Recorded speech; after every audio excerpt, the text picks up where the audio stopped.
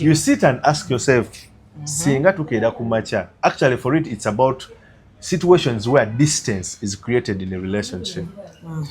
For example, mu kaseera nga tufunyeemu obutakanya katugeze nyina gyendaze walako sobola kuwuliza muntu ono osekera nyasigala ndi w'amakulu mu bulamu bwe mu kaseera ng'omuntu njagala kumusaba mu space. There are really times when tuwulira ng'oyagala kusabamu muntu space to figure out things. You get it? Osekera. There are cases where ojimanyi kati mulimu abantu nga mugenda bwe ogenda kubwe ofunyemu bano ba career women career men tugendagendako mu ka conference Masindi tumaleyo week bbiri tugendagenda ka training tugenda ka refresher course osekera. Like when you look at scenarios where you're going to have distance mulimu omukazi agamba nze banayenze sobola kubeerawo kumala myezi 3 nga sirina ki na muntu. Mulimu omusajja akera ku macha n'akola statement gwe ng'ogirabanga esaaga n'agamba nze sobola kuwangala nga sirina mukazi kumala mwezi mulamba. Kati bwebanga obadde mukazi agala ogenda ebweru bakadama weekuba muto kiroga kiro weng'endera bakitutte. Wano kumulangira interiors ebyo bye tukola furniture webbe furniture wa class kwayagala enyumba ebere furnished enyume bulungi nnyo tukuwe ku magezi ga interior designing enyumba yeveeyo bulungi obere ne space eri majestic eri magnificent at affordable prices tuukirire. Mulangira Interiors.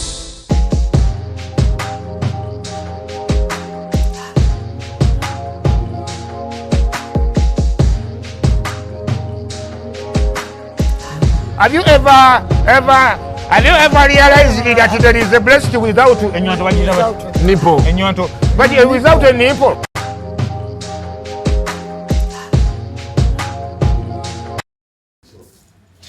Okay, hi lovelies, welcome to my YouTube channel Dorina Sasira, and of course show is called Love Life.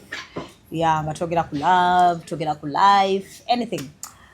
And well, still I want to thank you for sharing, liking, commenting, and also abasalamu obuntu mwebale. Yes, Mampita Dorina Sasira era ngakomeza Abdul white collar. Yeah. White collar. White collar. Who are you eat a white collar? So I think you're American. No, I wanted to ask you one time, Ninga, why can't see the cat? Ninga, white collar. I use that name because of my background. Yeah, I might try to call a blue collar jobs growing up. So after I graduated, sometimes where I come from, my slums, sometimes getting the opportunity to okusoma n'otuuka ku university tekyabanga kyangu. So nakolako mu Lufula twakolanga ebini mulimu awo. Abamanyi mu Lufula mabege bayitayo gabiro. Gye bookera ebigere emitwe gy'embuzi ebiki nakolako emanje.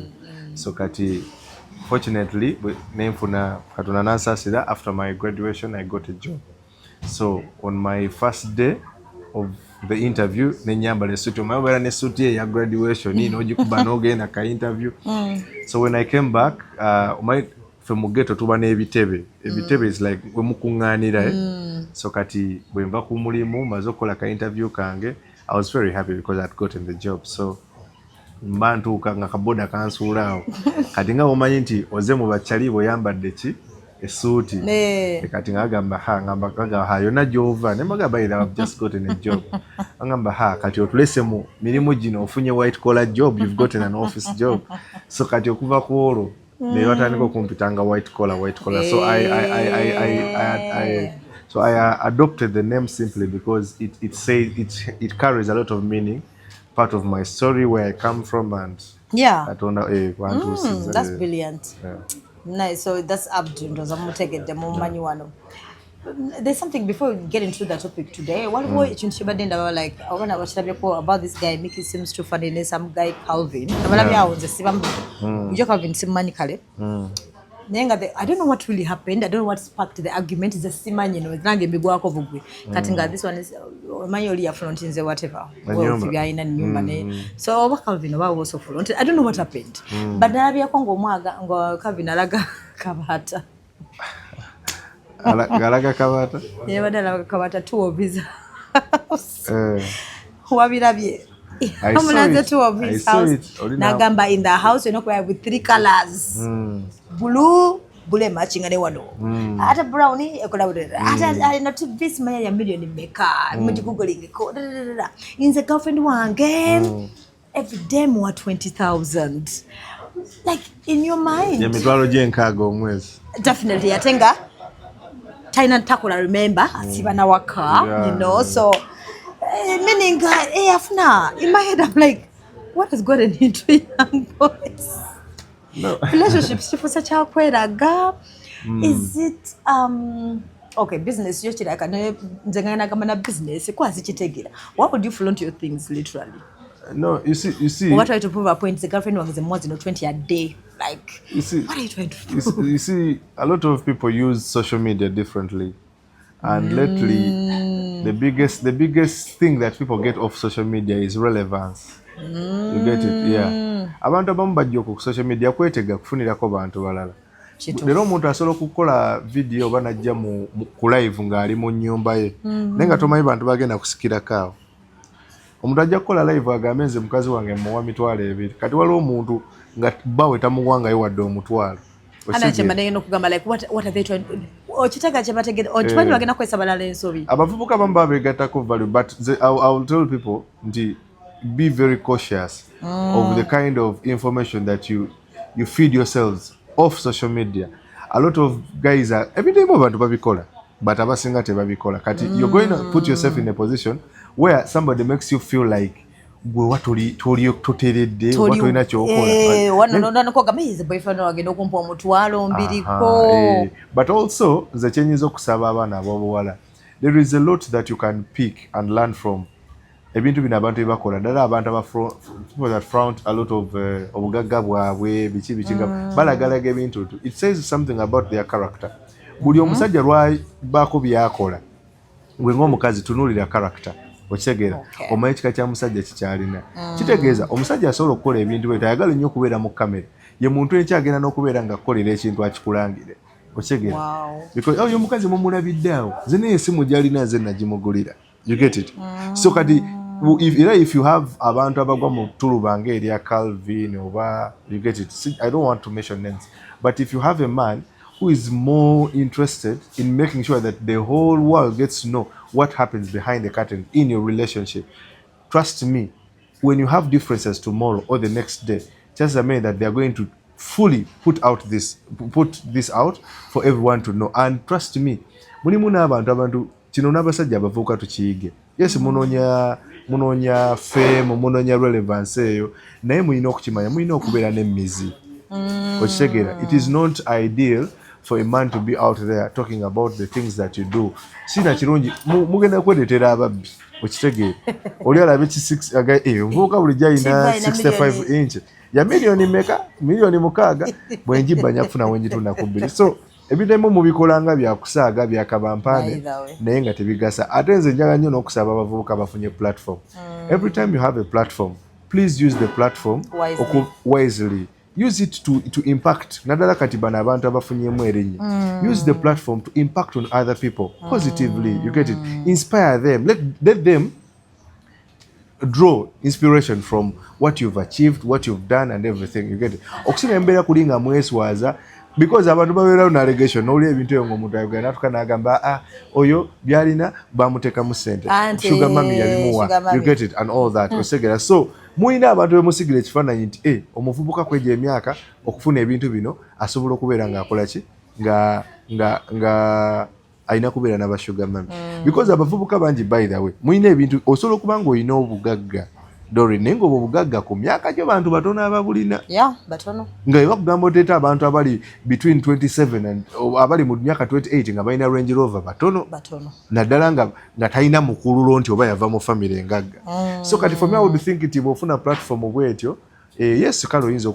sometimes abantu banyiiga ne bakola ki but I think for me it would make sense nga okera ku makya n'ogamba omuntu nti omanyi bannange nze ndi muvubuka nga mmwe guno gwe mukuulo gwange natandika bwe nti naye nkoze kino nekino nembeera nga mpangula kikutaasa kinene nnyo kusinga okwagala okwetega naye nga bino ebintu ebisinga abasinga abaana vubuka abali ku social media akubatayirizako bantu. Kituufu. They are on social media for netcasting purposes. Basuula kitimba. Oli akola live ye naye nga kusuula kitimba. Buli agwa mu kaboksi towona. Buli agwa mu kaboksi tokola ki? Towona. Osegera. Ojja kubiraba nga bya likes bya commenting naye ng'omuntu muwafunira abantu be bakola ki? Baagaya. Because today a lot of women they are focusing on women or on guys that have the financial muscle. Yeah, they are focusing on men that are willing to provide. Now just imagine if the mere fact that a woman is going to say, a guy is going to say, nze gwe mulaba wano omukazi wange muwa emitwalo 2 buli lunaku. Bavubuka bameka abasobola okuwa omukazi emitwalo 2 buli lunaku. Osegera. Kitegeeza gwoyinza okirabanga agamba nti munaye akyogera bwogezi naye nga the truth is mweyembeera ate alina abakazi bangi bagenda okusikirako eryo because olaba abakazi balemera ku musajja mufumbo simply because they think are responsible. Awaya kasaba abeera mufumbo aba responsible. Now about a guy babera yabiyita mudda. Exactly. Now how about a guy who comes n'agamba mbu yawo omukazi w'emitwalo 2. Kitegeeza waliwo omuwala ali ajja kwagala bajje egy'ebiri bagigabane kale ne bamuwaako 5. Okategedde? Nkawulira. Oh, interesting kale. Kakati Abdul, bale njaga twogere ku topic gyongambye kawo very interesting. Nendowooza nekono kiikoona ali ku TikTok era still more drama on TikTok. Nusura nange show gye nkola ekire ya love ku KFM nga you get someone nakuweza message ga Doreen I've been with this person for about 2 or 3 years naye simanyi oba njagala ampa mixed signals. Of which I understand abantu batoka soka bakola bombing fine bakola bombing ogenda kolanga mixed signals. Kati ngayagala kumanya ono muntu anjagala oba tanjagala ngayagala omu tricking bakulu bagala ku testing test for me ndabe oba njagala oba tanjagala. Most cases muna abantu benaka bakubira nogamba kale mpa initial mama initial kuwandala then nomugamba nayo ngambye ke nayo nonga si yawereza mama yasimu ne bagijjako then olina kweza message nagamba Doreen you see me I knew it. I was actually suspecting. Baina kano ke bakola Doreen. Bagenda ne baleeta omuntu kati omuntu oyo gwe balese ne bamugamba teeba amannya n'ayogera Scovia, Gloria, Carol.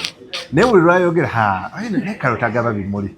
Ayinza okuba Janice. Kati gwe eyasindisa obubaka buli linnya lye boogera omutima gwongera kutuka.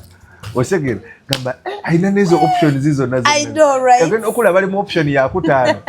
Bogedde masse gwe tolina mu tebannabana kwogerako. You get it. So it is something that is challenging. However, njagala abantu bamanye nti it is normal for any to do what? It is normal for every relationship to face tests. But why would whether they are staged or whether they are natural. Chenebuza waliwo abasinga okubuuza ne bagamba lwaki tukako extent yo kutestinga lwaki tokiva mbuvi anti kati many people sigana gamba percentage but many people wanga 90% over 80% baba disappointed bonna abasinga baba disappointed nga their names are not actually announced anti kati go kirabiramu eyo angle but you need to understand that abantu beyagala people love themselves so much that they don't have time to waste. Ekyokubiri abantu babamenye nnyo emitima. People have been disappointed a lot. So what people do, they become more vigilant. And trust me, a lot of people, besides those tests that come naturally, most people that engage into staging those tests, it comes as a result of being vigilant, being precautious before they can either commit, because sometimes you need to gauge character. And for somebody out there, omuntu ayinza okubeera ng'alowooza lwaki omuntu yantesitiza oba kiki. Let me tell you, testing someone that you love, actually the reason why people do these tests in a relationship or in a marriage, it is simply because they create situations or there are situations that are natural, tests are situations that are natural or sometimes are staged, but they are meant to gauge character and also evaluate somebody's commitment towards a relationship. Because I'll give you an example. These tests come in various ways, and sometimes they are inevitable in a sense that abantu jukira dore ninze sikumanyi kusanze busanze.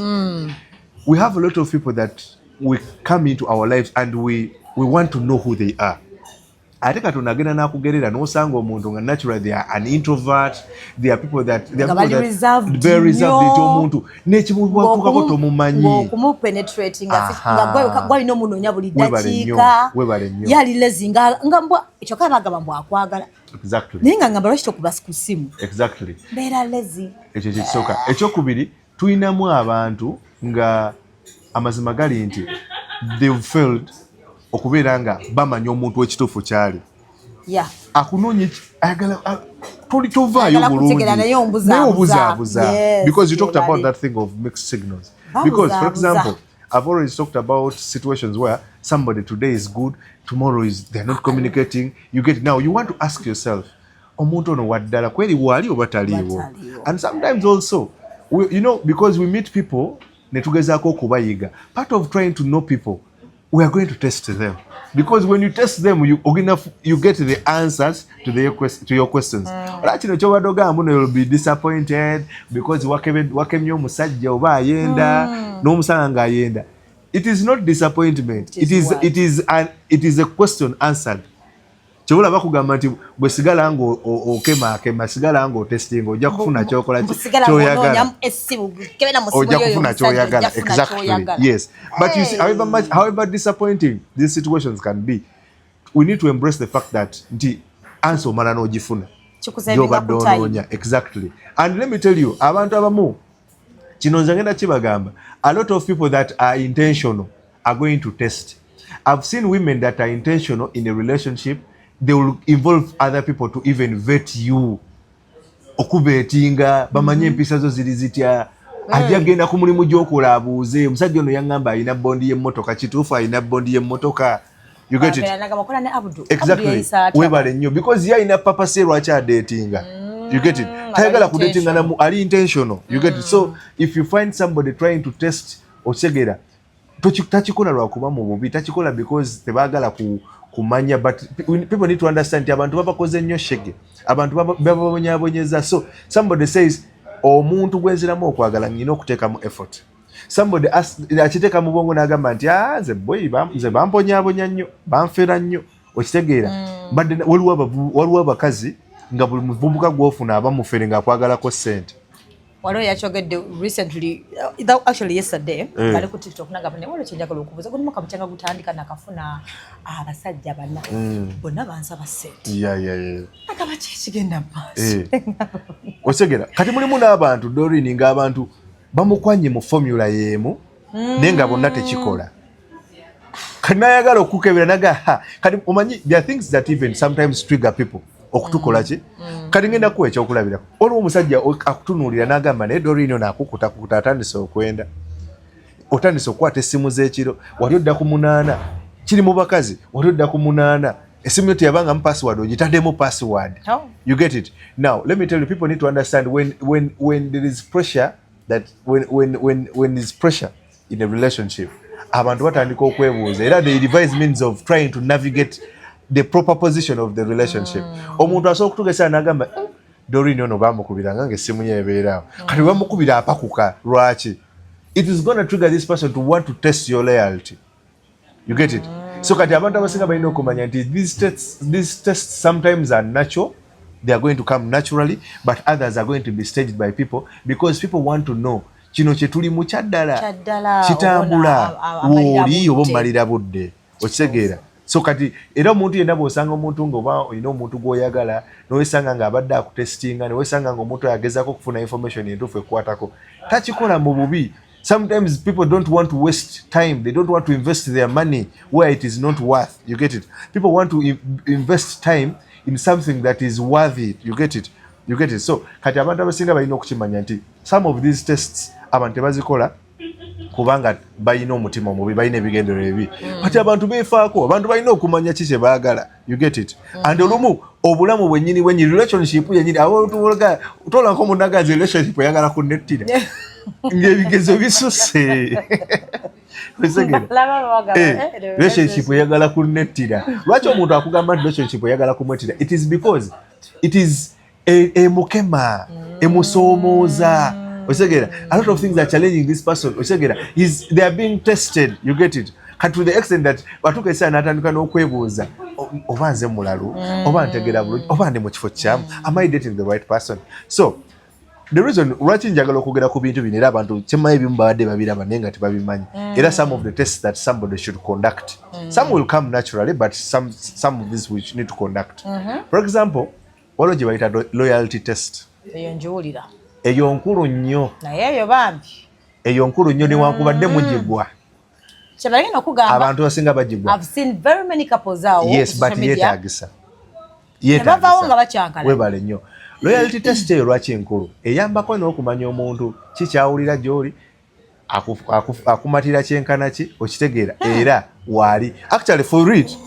eyo loyalty test is just meant to okulaba oba omuntu ali faithful eri ku faithfulness omuntu tayenda kati abantu abasinga loyalty test eyo ey'okuba nti omuntu nalina abantu bangi kati bino ebyazuula omwagalwa wonna we bigwa osegera eyo loyalty test anjagala ani yakuweereza ekirabo atulina bameka byonna bigwawo era musimu mu loyalty test eyo because people want to know does ono omuntu ono tankiitingako anjagala nzekka mwe muli n'ebyokukebera amasimu mwe muli byokuloninga zi whatsapp n'ogamba n'otapinga ne simu yolinga buli simu gyakuba ogimanyiko n'otegeera webale nnyo eyo loyalty test kati unfortunate bit bambi loyalty test abantu abasinga abagikoze ku bantu 10 abagikola 8 bagigwa because let me tell you abantu balowooza nti loyalty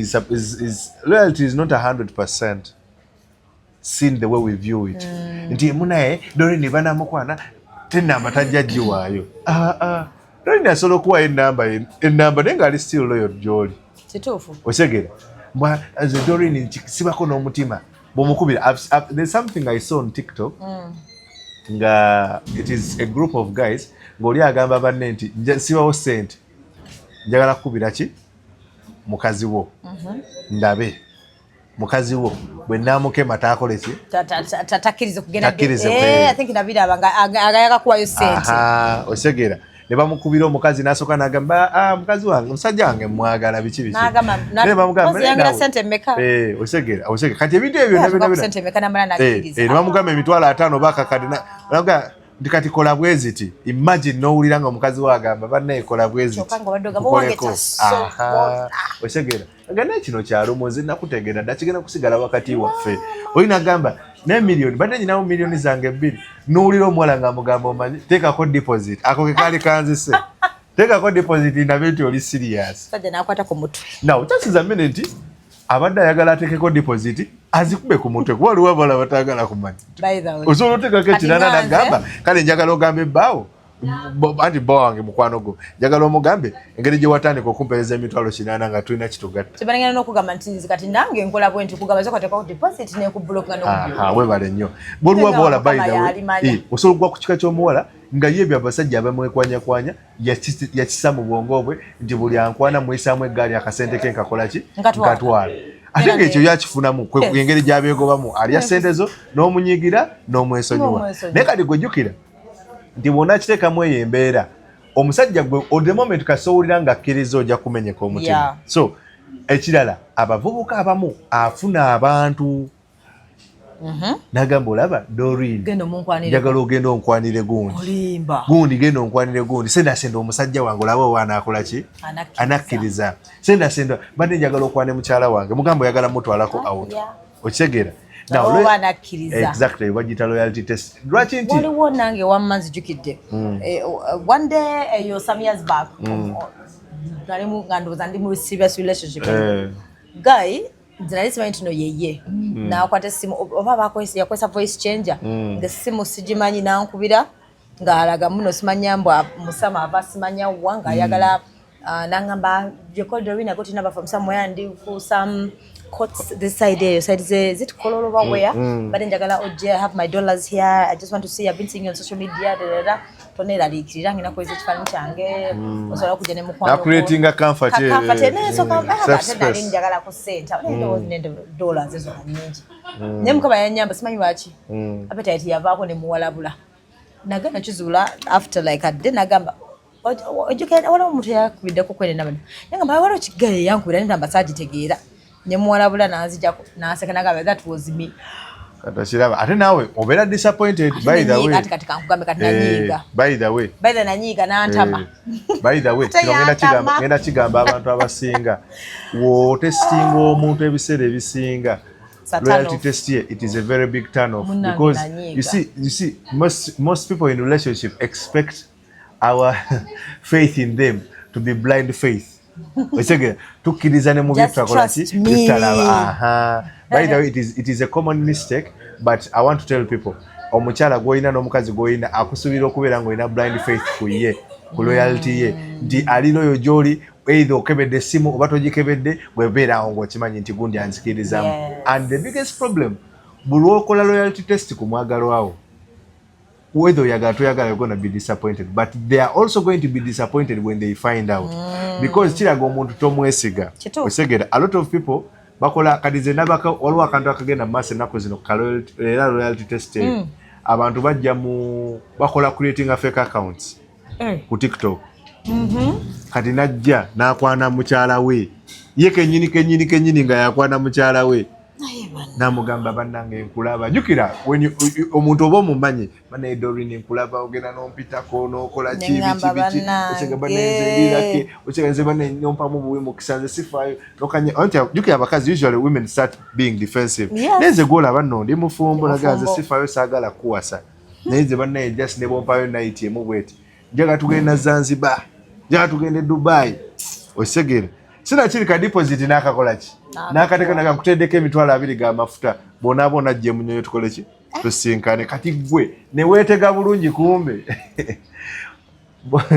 musajja we waaka oba boyfriend we yali mukola ki mukupolota wano yakwana anti omaliriza nga bumeseji butandika okupopinga apo nga bakola ki bakuweereza bakulaga nti kaweddemu oba notukana message 4 nga musanga obawo oba boyfriend we nagamba obadde ina gobadde osuubira omulala so a loyalty test abantu bagikola nnyo they want to know omuntu ono anjagala nzekka w'amazima mwesimbu bwe yaŋŋamba nti yagenda eri okyegera era obuloyalty test abantu babukola na nnyo ng'ogenze nga mukyalo noba nga oli mukyalo ngaeyo oli n'akubiranga sister wo bane Doreen yange eri muli mulumbu baku Doreen yalega Doreen siri naye even my Doreen ali waka you get it so somebody can conduct that kind of test even through a phone call true unga nabadde wa mama oli nakubira mama even nga mulabye n'omulwadde nga ate mulwadde ki nga oba walaba drama yali ku X some loyal oba cancel wale wabiraba yana kati yeche oli yamugamba mugenze ko mukyalo for 3 days simanya baba mama oba kukola biki ono ne 3 days zituuka nga wayi kankubira ku gundi ndabe agenda okubanga bamugamba oba bamoya kwate ba sister we mama we nagamba twakava mu kukyala nga kumbe yabadde akyala omuwala yagamba lense no eyo testi nkulu nnyo kubanga abantu abasinga mugikola temuyitawo naye nze nyala bagamba ebintu by'okutestinga abantu bemwagala it's not for the faint hearted naddala mu bintu bya faith because bw'oba oyagala kumanya whether omuntu tankiitingako wandibadde mulungi nnyo n'ogeza kutunulira patterns zino ezitabirwako notasubira nnyo omuntu kwabula weefuula private investigator mu bulamu bw'omuntu ogenda kufuna answers zotakola ki zotayagala. Now the second test is the endurance test. Endurance test.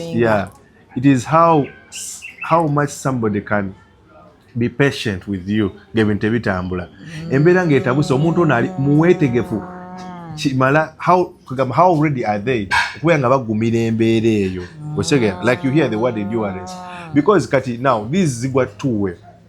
I'll give you an example. Kati olaba nga ezimu ziri nakyo kankuwa ekyokulabirako bwenkeera kumakya I lose my job mulimu relationship zitubeera nazo nga mazima abantu balungi Doreen omuntu ali fine okitegeera omuntu ono bwenkeera kumakya ne baŋŋamba nti omanye ekiriwo togenda kuddamu okukola anangumiikiriza nga bwe nnoonya omulimu oba agenda kukyusa empisa ze okitegeera mulimu abantu nti bwe ndwala okitegeera mulimu abantu abo nti banne bwe baŋŋamba nti ogenda kumala emyezi 6 nga toweegatta in a situation condition gy'ofunye olina okukkirizibwa okumala emyezi 4 nga teweegatta is this person going to be patient with me and ninde now this endurance test eno webeera ennungi nti over time abakazi bakitukola nnyo n'agamba munnaye najja ogusooka n'akumma n'omuyitewo n'agaana okujja is doing that endurance test alabe omuntu ono ali patient ekimala okitegeera n'osaba omuntu sente leero n'omugamba njagala kumpayo emitwalo 10 naga amadde siri bulungi nja kuwa sente oluvannyuma naga mwezi gumu n'otuka ekyano ga nze munnaye omusajja gwensaba emitwalo 5 nga tasobola kujimpa ng'anoonya emitwalo 5 naye omusajja ono ye atula munaga sente wamaza gali nti zibula solotuka ng'etaano gyempa omwana ono sikwaki kigirina weebale nnyo anaasobola okumbeererawo ezino endurance test bannaye kabaula enkulu nnyo there are things ebirinakyo nga bijja buzzi omuntu asookera ku makya ne bamutomera osegera dorini ng'oli ku kitanda onaasobola okubeerawo nga dorini ondabirira osegera mulimu abafuna ezo terminal illnesses abantu abamu bafuna obulwadde nga weetaaga okumukyusa pampa weetaaga okulongoosa ebiwundu bye osegera ogenda kubeerawo omwenyinyale osegera ogenda kubeerawo ogambe wena oli muntu mukulu lwaki teweeriisa you get it there are people n'atundika n'afuna pressure osegera waliwo abantu betufuna nga weetaaga okubeera ng'omuwa that extra support kati ebiseera ebisinga these endurance tests lwaki ziri also important zikusiigira ekifaananyi nti omuntu ono omulaba wano yeeyisa bulungi naye ye bwe tunaatuuka kumwe nembeera tajja kubeerawo osegera omuntu omusajja gubeera nga kukulumye jasi lunaku lumu nga nekutwala ku kitanda oli nakusobola ku ddwaliro n'agenda akola ebibye nga tafuddeyo kugamba nti abanaye gundi anaakola ati kikulaga it says a lot about kiki ebali you get it kyosobola okutula n'ogana naye omuntu ono omulaba amazima gali nti nemmala ndwalamu obulwazi wano ayinza okugenda osegera omuntu ono omulaba saawa zinanjagala kuba nnina akalimu naye olaba nakedde bukeezi ne mukema ne mugamba omulimu gwaweddewo n'ayogera bingi naga kati ogenda kukola otya n'akyejjamu osegera we have those people n'omugamba naye nkubulire sijja kulimba bammanje miliyoni 10 naye simanyi zende zengenda ze mali yabendi bagibbye n'akubuuza naye dorini ogenda kukola otya n'akulagirawo nti kati n'omanya nti ono omuntu mukwana omuntu ono ogenda beera naye ebizibu byange you understand era nze nakigamba nnyo abantu buli lwoba nga olina emboozi y'ekizibu gy'onyumya n'omuntu gw'oyagala n'akugambirawo ogenda kukola otya manya oli ogwo oli wekka because the best response would be tugenda kukola tutya it means somebody is willing to own part of your issues ne bwaba tagenda ate kano nkagamba abaana ab'obuwala fe abasajja otulaba omukazi ne bwemanyira ekizibu kya mitwalo 10 ne nkugamba nyina ekizibu bwe kiti n'oŋŋamba omanyi tugenda kukola tutya there is a way that statement is very satisfactory in a sense that it makes me feel like tugenda tutambula olugendo ffenna actually obanga mpadde ekitundu ku ssente ze neetaaga but whenever you have issues and somebody tells you ogenda kukola otya kintu ekyo ogenda kukola otya aba akweggyeko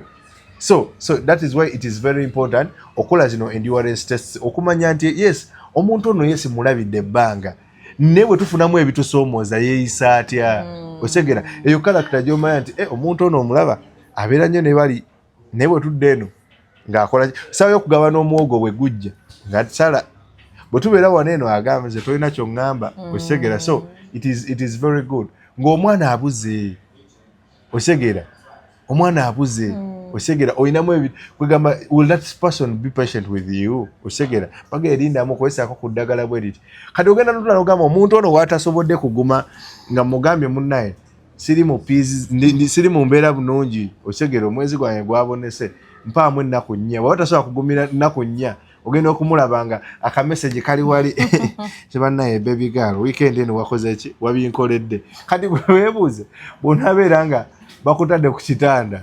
anakugumiikiriza oba bino ngomaze okuzaala emyezi 3 osegera myezi 3 nga teri kwegatta omanye era kisuufu ojja kusanga mba mulina omukozi ewaka ojja kusanga akoledde n'emirimu egyandibadde egigyo osegera. So it is also another test that people need to do. Another test that people need to do fe tugiyita separation test. Separation test. Not someone to awukanemu. Not necessarily kustiisa, because it's not kutiisa. You sit and ask yourself, singa tukeera ku makya. Actually for it's about situations where distance is created in a relationship. For example, mu kaseera nga tufunyeemu obutakanya katugeze nyina gyendaze walako sobola kuwuliza muntu ono osegera nyasigala ndi w'amakulu mu bulamu bwe. Mu kaseera ng'omuntu njagala kumusaba mu space. There are really times when tuwulira ng'oyagala kusaba mu muntu space to figure out things. You get it? Osegera. There are cases where ojimanyi kati mulimu abantu nga mugenda bwe ogenda kubwe ofunyemu bano ba career women career men tugendagendako mu ka conference e Masindi tumaleyo week 2 tugendagenda ka training tugenda ka refresher course osegera. Like when you look at scenarios where you're going to have distance, mulimu omukazi agamba nze banayenze sobola kubeerawo kumala myezi 3 nga sirina ki na muntu. Mulimu omusajja akeera ku makya n'akola statement gwe ng'ogirabanga esaaga n'agamba nze sobola kuwangala nga sirina mukazi kumala mwezi mulamba. Kati bwe banga obadde mukazi agala ogenda ebweru bakadaama weekuba muto kiroga kino weng'endera bakitutte okategeererawo mu nfo osegera. Mulimu omuntu akugamba nti katugeze esobola kumala myezi 3 nga seegasse, sobola kumala mwezi mugumu nga seegasse. Kitegeeza kati gw'omanyirawo nti wali nga nzadde nga tebanzikiriza kwegatta awo nokyali agenda kufunirawo ki ofunirawo omuntu. Why are these things good? Because sometimes there is when we want to create healthy checks in a relationship. You get it? For example, have you ever been in a relationship and it's you that is chasing? Have you ever been in a relationship and you're receiving mixed signals? You're not certain of the direction of the relationship.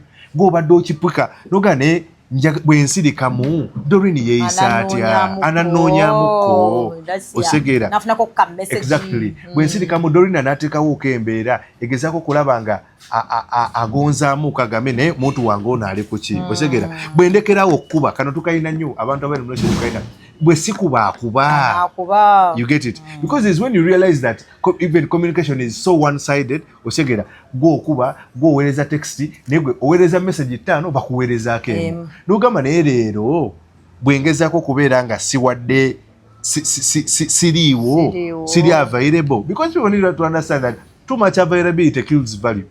The more you're available in somebody's life, they might fail to notice the value that you bring into the relationship. Osegera. So kati abantu balina okukimanya nti okay, sometimes test season kyekiche nagambye nti test season mu ziri staged endala ziri nakyo.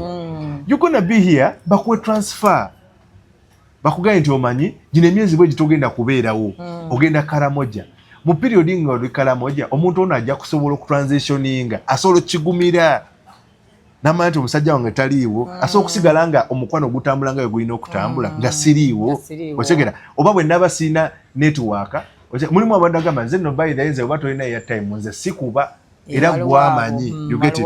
You get it? So sometimes why do we need to create this separation?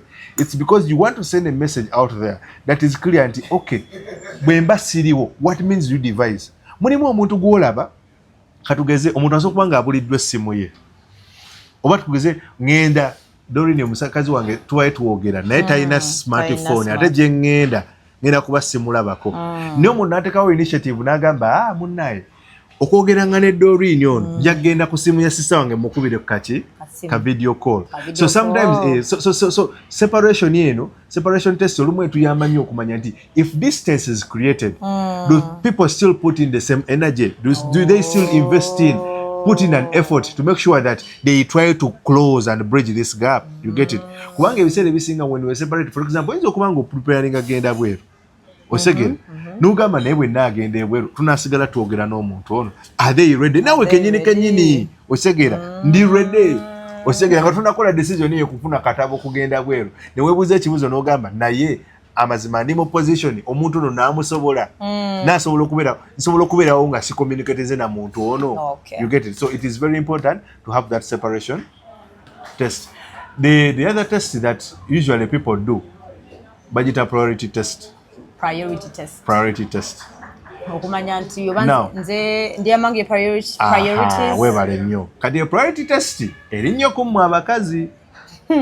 Osegera njagala kumanya nze ne kuba sister bani gwasinga okwagala nze njagala kumanya omusajja ono bwe mba ne kyenjagala okugoba. Do they prioritize me in their life? Osegera this has nothing to do with over faith and being faithful, somebody being faithful or that, but it's basically looks at value jange mu bulamu bw'ono omuntu eriki, enamba yange mu bulamu bw'ono omuntu eriki. You get it? Why is it important? Nti olaba ebiseera ebisinga Doreen tugenda ku makya ne tukeera ne tugamba abantu nti gundi ono mwagala nnyo naye mulimu abakazi ebintu ebitutabula kyobula nage nti some of these things test zijja mpola nti ogenda n'okeera ku makya ng'omukazi ayina ekizibu ewaabwe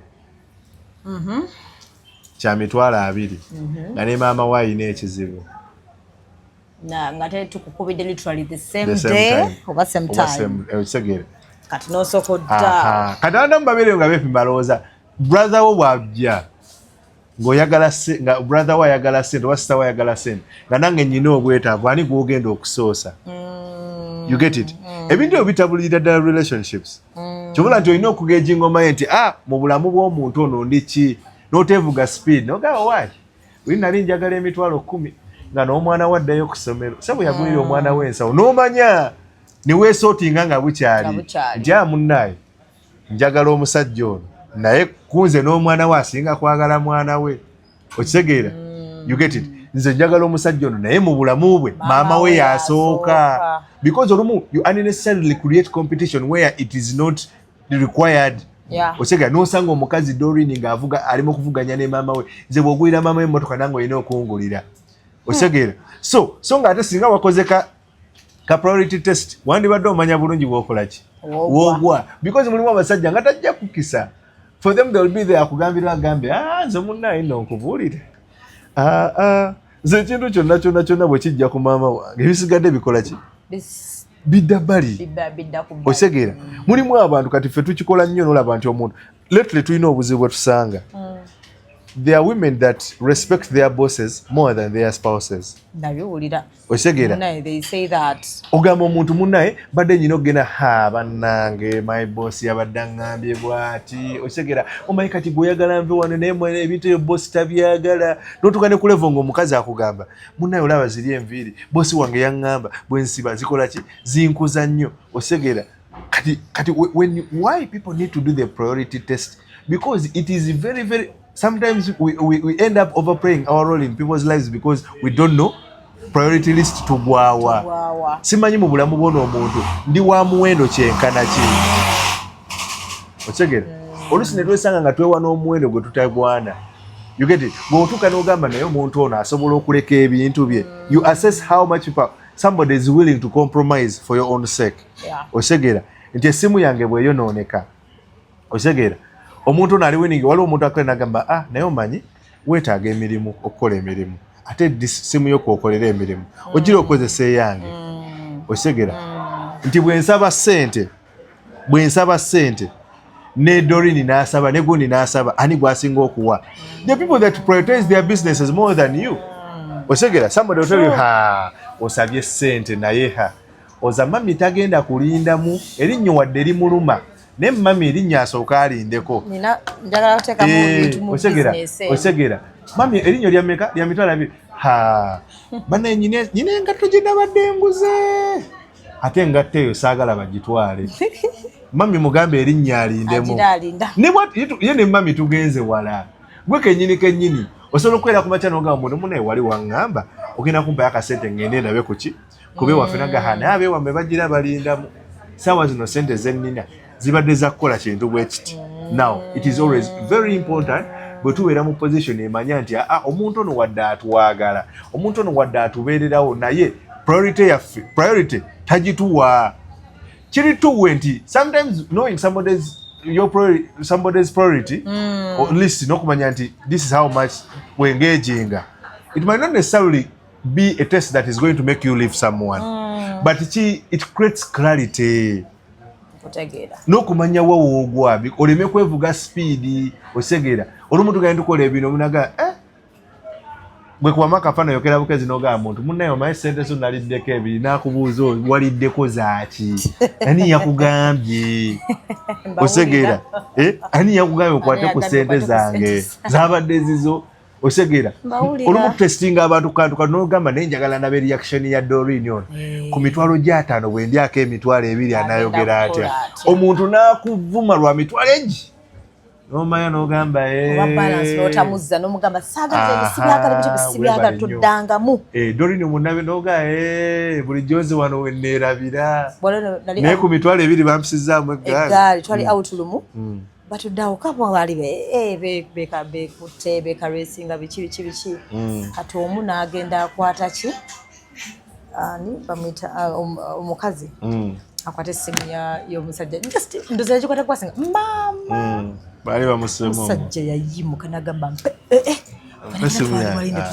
bananga omukazi tebaddamu kwogera mpaka bwe twavaawo mama they were all laughing around and netukama mama uwebeeriisa ndoza bambi mu joking oba tasikwata simu ndoza nga simanyi oba yalina password oba yali nzigula already I don't know mama tukalaziza akyukeza omusajja ze natya mubeere eyo mweyita muze better half we ogenda okulaba yakoze program bamu opportunity ya medical insurance abantu be yasooka ku medical insurance yasookako omwana we ne maama we kati n'omanya nti gweoyinza okuba nga gwe better half naye nga ku saidi eri si gwe better half osegeera tigwe kugamba nti kituyambako okumanya ebintu ebyo those tests gyeziri omuntu agera ku makya n'akubuuza birthday yange mpozi yaddi onaga nze ebyo bya birthday onaye tebinkwatako kati ng'obadde olowooza omuntu akufaako nnyo omuntu akwagala nnyo era yandiyagadde nnyo n'okumanya ddi lwe bakuzaala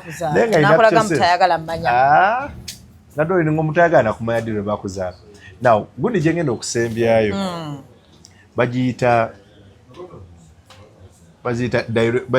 direct suggestion tests. Now lwaki suggestions zino actually indirect suggestion tests. Now these indirect, why are they called indirect suggestion? You suggest something but indirectly you want to arrive at a certain point.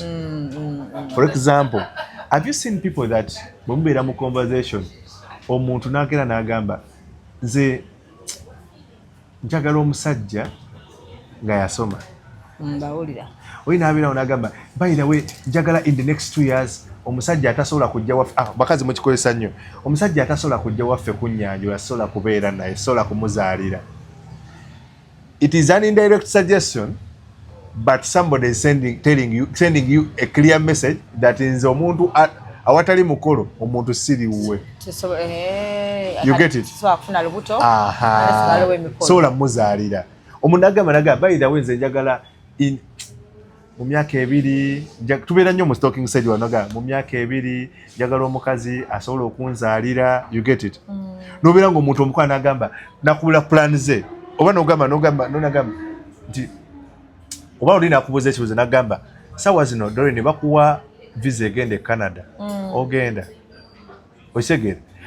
It is a question but somebody wants to know how interested are you willing to commit oba oyisambuyisa gaali. You get it? Olwobeera n'omusajja nga akunyumiza agamba by the way mu myaka 2 kati okuva kati kikola nnyo ku bantu kati nga bano omusajja akwana naye ali bweru naga myaka 2 okuva kati saagala kuzaala njagala nzijeko mu vacation myezi 3 nkulabeko nzireyo nkubeyo 2 ndyoke nzimbe. Kati if you're somebody who wants to settle, this message is very clear that this is not the kind of man that is going to help you settle. You get it? Kubanga bw'obeera oyina ky'oyagala okugoba, there is ky'olina ky'oyagala okuggusa. Lwaki test eno nnungi nnyo? It helps us align intention. Okumanya nti ebigendererwa byange ebiri bwe biti osegera. Sometimes we direct okulaga abantu the kind of people we are. Osegera olina gambiro nagamba naye nze njagala nnyo omukazi naye ng'omukazi oyo tava waka. Nze omukazi yenna bannaye omukazi yenna gwenfuna nze njaga omukazi wange ng'abe tava waka. Akikukuwa bubaka obwo. It is a test ayagala kuwulira your reaction ku kintu ekyo eri ki. That's like kimanyi no paying attention. Pay attention. You get it? Yes. Olina agamba nze omukazi bannange avuma maama wange. Aha. Webale nnyo. Kitegeeza maama we ne bwali kulumba atya. Okategedde? By the way, this example eri nnungi. Waliwo omuntu agamba nze waliwo abasajja abasettinga ultimatums and boundaries n'agamba nti nze ku kino this is maama wange yasooka mami wange n'amala webale nnyo.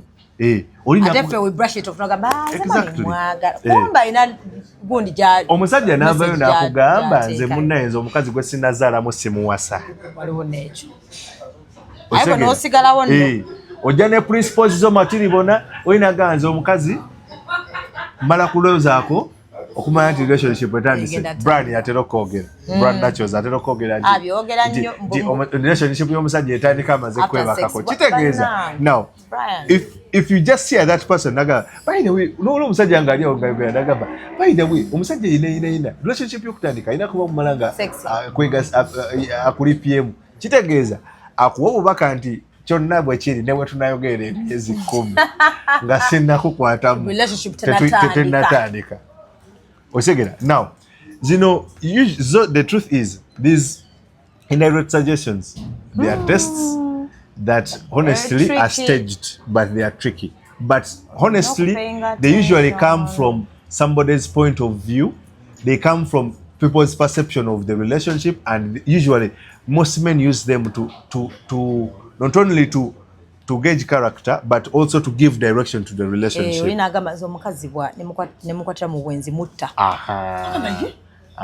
Omukazi namala kumawo ekironzi tosula waka. Oyina ganze tebankonkona.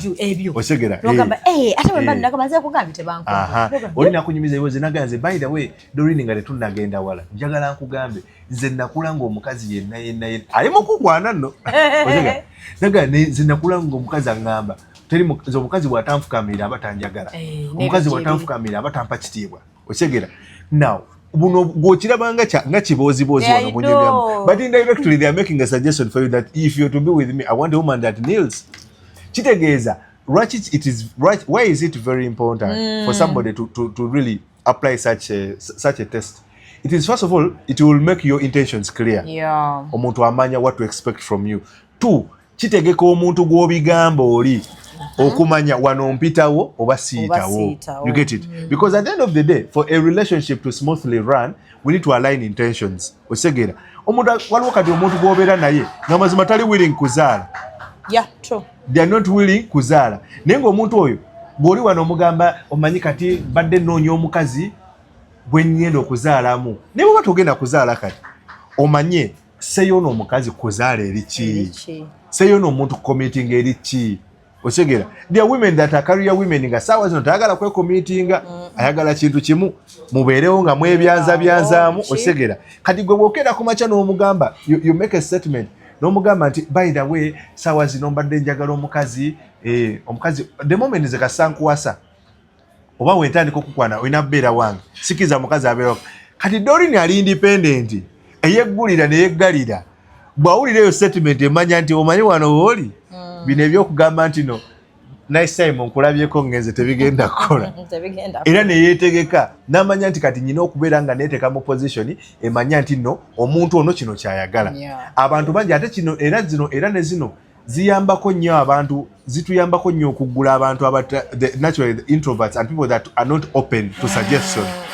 Nti sometimes mulimu abantu nga when we suggest things or we suggest how we feel like we're supposed to be loved or treated, it becomes very hard for them to absorb, you get, and digest. They will find that they found you like very imposing. They will think kati gweze ekikugambira wano bwe nodde wakane weesootinga. Because sitojja kubeera, sometimes we're in a relationship and we're not going to tell someone all the time nti wenjagala onjagale kino bwenti wenjagala okole. Waliwo omuntu agambirawo nze omusajja omukodo simwagala.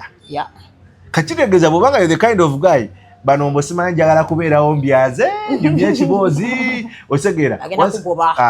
Osegera. Kati abantu amubi babikola. So I want to urge couples out there, I want to urge people that are in relationships, indeed, it is very important to use these indirect suggestions to test character, to test how somebody is committed to the relationship, and also to test how much how far somebody can go in terms of patience, in terms of investing in that relationship, and also to put yourself in a position to align intentions.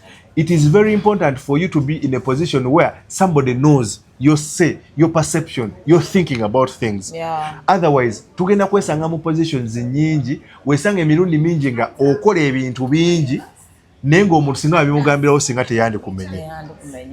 Kyengenda okusembyayo nga ngamba abantu. Doreen, abantu bangi mugenda ne mulowooza nti relationships kaweweevu. But trust me. It's a piece of work. But trust me. Omuntu alina okumanya relationship zijja n'emirimu. Egimu ku mirimu egijja ne relationship nti abantu bagenda tutestinga. Relationship yennyini Gambia egenda kwetestingira. Abantu etula nti relationship eni mu bulago. Okitegeera wafuna omusajja okitegeera nga wamwagalako sente. Omulimu guweddewo. Kati oli awo otyo mugamba nti wano nno nga tewakyawooma tokyalina sente. Okitegeera munyina relationship yange omusajja tayogera. Okitegeera omusajja yaŋŋamba ye ayagala kuzaala baana mu myaka 2. Okitegeera okimanyi ndino ni namba yokayoka etabula abantu. Waliwo omusajja gwe mbeera nga mutudde munyime n'agamba by the way nze njagala omukazi anzaalira abaana 8. Ne wewula nga ne n'abaana enkankana. Kuba gwe n'abaana ye eri ready kuzaala abaana basa. Waliwo ekintu omuntu kyakola ne mukubirawo meeting n'omutima gwe mugamba kati kakule mulimu abasajja abakutegeka. Mulimu abasajja abakutegeka. Osegeera. By the nagama jagala bana mukaaga nogamba eno tugenze na wala Doreen. You be with a person. Na kugambirawo point blank naganze banageze Doreen njagala okwegatta. Era omusajja omukazi atankolako. Ampisiza ddala bubi andabikiranga mwannyinaze. Kati jukira you this kind of because abakazi abasinga tebaagala nnyo kwegatta. Kati mulimu n'abantu bambi ng'ebintu ebyo bikutiisa. Kati omusajja ate bwakutaaliko okuwa ziwoni n'otandika okugamba you've seen these guys abakola tests zino okumanya kati tukikola nnyo if you want to see omuntu bwenzije waka agenda kukola ki oli atukanaga bannayinza omukazi bwajje wange kino kyemba nsuubira osegera. Now it is a suggestion, they are trying to show you it is olunaku lw'olijje wange osegera kino kyekigenda okubirawo. Actually kikola ne tukikozesa nnyo ne okutegeka abantu bw'oba olina ebintu by'oyagala okukola osegera. For example ogamba by the way I'm this kind of person who loves giving gifts biki sakiri ati omuntu amanya nti omuntu ono ayagala nnyo ebirabo abigabagaba surprises zisuubire zeni muntu by the way ochega omuntu bwajje wange njagala nnyo kukola bwenti ne bwenti olunaku lwazze ochega I prefer this.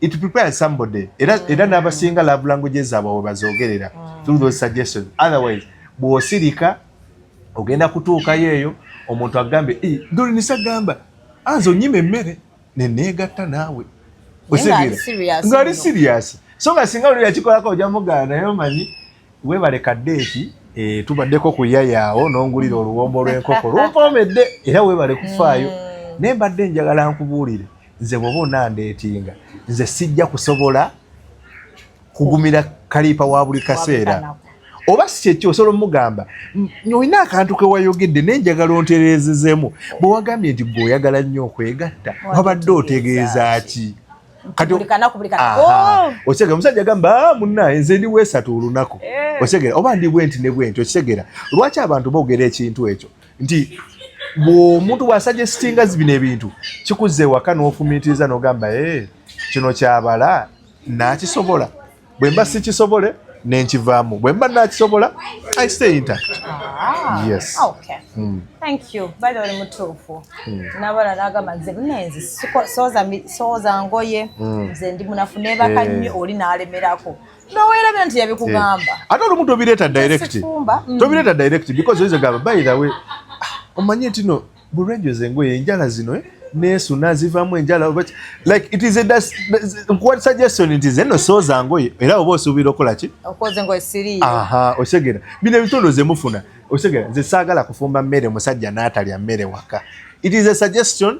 Yes, indirect, but you're testing someone. Omugaye bino ebyokujjongayo mbw ate nalidde gye nabadde tubaddeko we stopped somewhere when my friends bought something tonyumya kasasiro nze omusajja atalya mmere yange tuvaawo bubi waliwo naabwe ono omusajja agamba nze sirya mmere ya mu hoteri naye nga mwegendereze nnyo testi zino abantu bangi abatestinga abantu testi bazigwa bangi. And let me tell you another thing I also want to tell you nti some tests zigezaako kulaba mental resolve yaffe osegera n'ekirala test ezimu abantu bagenda zigwa naye tekiza nti tebatwagala osegera because for example some tests are there to show patience yo osegera ate naawe omuntu ali ngo olina kyonoonya trust nyo ojja kifuna. If you want to know if somebody is patient, you'll know it. If you want to know if somebody is faithful, you'll know it. But just be precautious as you're applying those tests that we just talked about.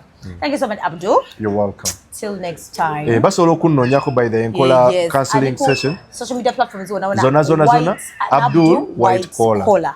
Osobola nyina nesho gyenkola osobola okunnonyako ku Galaxy ya relationship bagita game plan every Thursday sawa 5 ez'ekiro osobola okunnonyako okwo nekira enamba yange boyagala private session ku counseling relationship yetambula you have a issue with your marriage namba yange eri 0757 826666 osobola okunnonyako ku 0757 827 jangu twogeremu charging akasente kanene sobola okwogera then tutereze relationship yo oba obufumbo. Yes.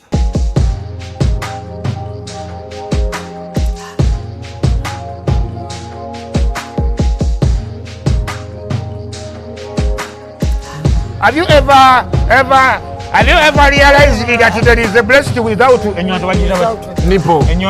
But without a nipple.